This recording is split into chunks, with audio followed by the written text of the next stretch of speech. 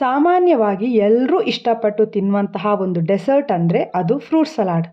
ಇದೇ ಫ್ರೂಟ್ ಸಲಾಡನ್ನು ಬೇರೆ ಬೇರೆ ವಿಧಾನಗಳಲ್ಲಿ ಮಾಡ್ತಾರೆ. ಇದು ಮಕ್ಕಳಿಗೆ ಇಷ್ಟವಾಗುವಂತಹ ಕ್ರೀಮ್ ಫ್ರೂಟ್ ಸಲಾಡ್. ಬನ್ನಿ ರೆಸಿಪಿ ನೋಡೋಣ. Welcome to Polali's kitchen. ನಿಮ್ಮ ಆಯ್ಕೆಯ ಯಾವುದೇ ಹಣ್ಣುಗಳಿಂದ ಈ ಫ್ರೂಟ್ ಸಲಾಡನ್ನು ತಯಾರಿಸಬಹುದು. ನಾನಿಲ್ಲಿ ಆ್ಯಪಲ್, ಬಾಳೆಹಣ್ಣು, ಹಸಿರು ದ್ರಾಕ್ಷೆ, ದಾಳಿಂಬೆ, ಚೇರಿ, ಸ್ವಲ್ಪ ಟೂಟಿ ಫ್ರೂಟಿಯಿಂದ ಮಾಡ್ತಾ ಇದ್ದೀನಿ. 250 ml ಕೋಲ್ಡ್ ಫ್ರೆಶ್ ಕ್ರೀಮನ್ನು ಒಂದು ಮಿಕ್ಸಿಂಗ್ ಬೌಲಿಗೆ ನಾನು ಆಲ್ರೆಡಿ ಹಾಕಿಟ್ಟಿದ್ದೆ. 3 ಚಮಚದಷ್ಟು ಸಕ್ಕರೆ ಪುಡಿಯನ್ನು ಸೇರಿಸಿ ಒಂದು ಸಲ ಮಿಕ್ಸ್ ಮಾಡಿಕೊಂಡೆ.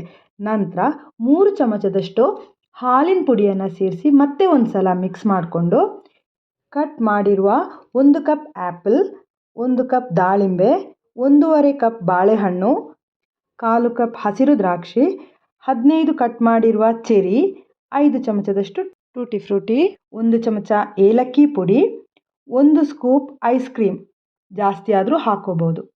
ಕಂಪ್ಲೀಟ್ಲಿ ನಿಮ್ಮ ಆಯ್ಕೆ. ಎಲ್ಲವನ್ನು ಪೂರ್ತಿಯಾಗಿ ಹೊಂದುವಂತೆ ಮಿಕ್ಸ್ ಮಾಡಿ ಅರ್ಧ ಗಂಟೆ ಫ್ರಿಜ್ನಲ್ಲಿಟ್ಟು ಸರ್ವ್ ಮಾಡಿ. ಇವತ್ತಿನ ಈ ವಿಡಿಯೋ ಇಷ್ಟ ಆಗಿದೆ ಅಂತ ಅಂದ್ಕೊಳ್ತೀನಿ.